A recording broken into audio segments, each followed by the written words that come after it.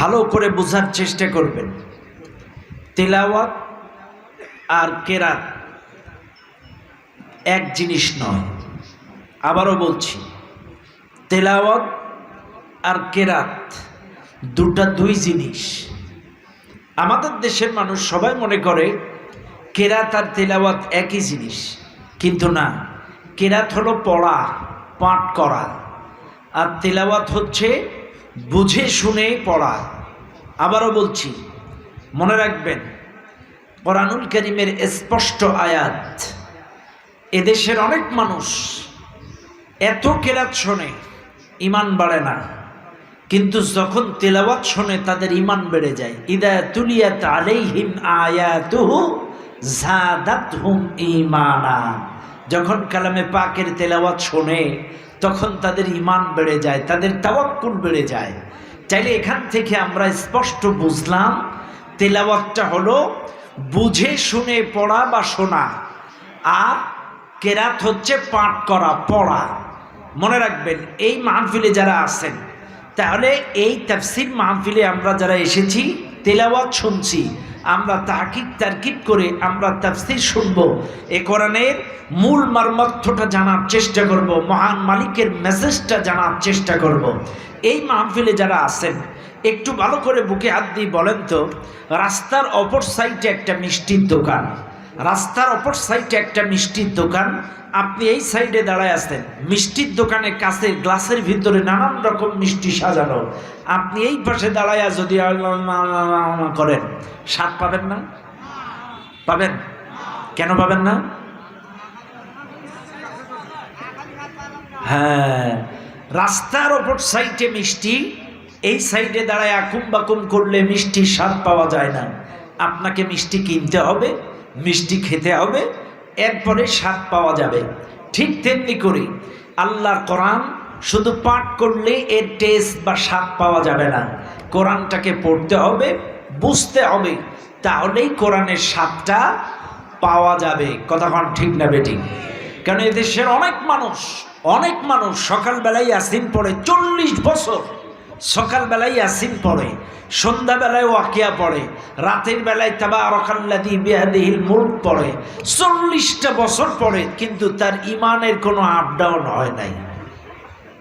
তার ঈমানের কোনো up down হয় নাই, কারণ তিনি পাঠ করেছে, তিনি বোঝার চেষ্টা করে নাই। এজন্য আজ আমরা বোঝার চেষ্টা করব ইনশাআল্লাহ। আসেন, আল্লাহ পাক বলেন, ওয়া কাদা রাব্বুকা আল্লা তা'বুদু ইল্লা ইয়্যাহ। তোমার রবের আদেশ, তার গোলামি করো, আর কারণ নয়। ওয়া বিল ওয়ালিদাইনি ইহসানা, এবং পিতামাতার সঙ্গে সদ আচরণ করো। ইম্মা ইয়াবলুগান্না ইনদাকাল কিবারা আহাদুহুমা আও কিলাহুমা, তোমার পিতামাতা বার্ধক্যে উপনীত হয়ে যদি তোমার জীবদ্দশায় এসে পড়ে, একজন অথবা উভয়, আহাদুহুমা আও কিলাহুমা, একজন অথবা উভয়, দুজনই যদি বার্ধক্যে উপনীত হয়ে পড়ে, তোমার জীবদ্দশায় এসে যায়, তাদের আচার আচরণে বিরক্তি প্রকাশ করে, ফালা তাকুল্লাহুমা উফ, উফ শব্দ পর্যন্ত বলবে না, ওয়ালা তানহারহুমা, ধমক দিয়ে কথা বলবে না, ওয়াকুল্লাহুমা কাওলান কারীমা, সম্মানসূচক কথা বলবে। শাব্দিক অর্থ আমি আপনাদেরকে বলে দিলাম।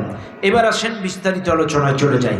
আল্লাহ পাক বলেন, ওয়া কাদা রাব্বুকা, তোমার রবের আদেশ, নির্দেশ, ফায়সালা, ডিসিশন, সিদ্ধান্ত। কি সিদ্ধান্ত? আল্লাহ তা'বুদু ইল্লা ইয়্যাহ, তার গোলামি করো, আর কারণ নয়। ভালো করে বুঝবেন, তাইলে আদেশটা কার? আরো জোরে বলেন কার? একটু জোরে বলেন কার? আল্লাহর নামটা উচ্চারণ করলে লাভ না লস? আরো জোরে বলেন। এবার বলেন, আদেশটা কার? আরো জোরে, আরো জোরে। আলহামদুলিল্লাহ। একটা কথা মনে রাখবেন, আদেশটা যিনি দিচ্ছেন তিনি কে? তার চেয়ার কি ছোট না বড়? আরো জোরে বলেন সুবহানাল্লাহ। একটা জিনিস মনে রাখবেন, আদেশ কিন্তু তিনিই দিতে পারেন, যার চেয়ার বড়। যার চেয়ার ছোট, ইনিও আদেশ দেয়, কিন্তু কাম হয় না। কথা না? আমারটাও চেয়ার, আমারটাও চেয়ার, কিন্তু আমি এই চেয়ারে বসে যদি কিয়ামত পর্যন্ত বলি সুদ খাইও না, ঘুষ খাইও না, এটা আমার আদেশ। কয়জনা মানবেন? মানবেন? কিন্তু মাননীয় প্রধানমন্ত্রী যদি ওই চেয়ারে বসে আদেশ দেয়, কথা কন না কেন? তাহলে কি বুঝলাম? চেয়ার যদি বড় হয় আদেশ নিষেধ কার্যকর হয়, এটা বুঝলাম তো নাকি? চেয়ার যদি বড় হয় আদেশ নিষেধ কার্যকর হয়, চেয়ার ছাড়া আদেশ নিষেধ কার্যকর হয় না।